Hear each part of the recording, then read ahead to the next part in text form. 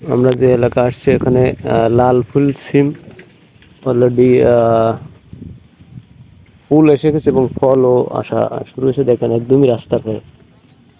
আমরা একটা মিটিং আসছিলাম এখানে, সেখানে পেলাম।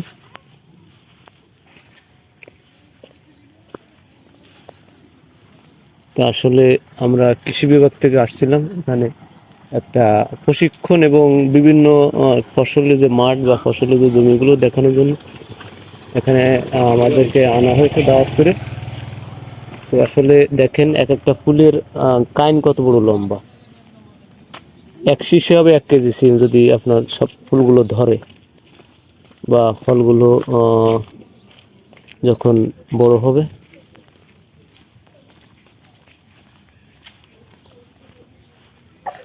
তা অসাধারণ এলাকা আমরা আসছি।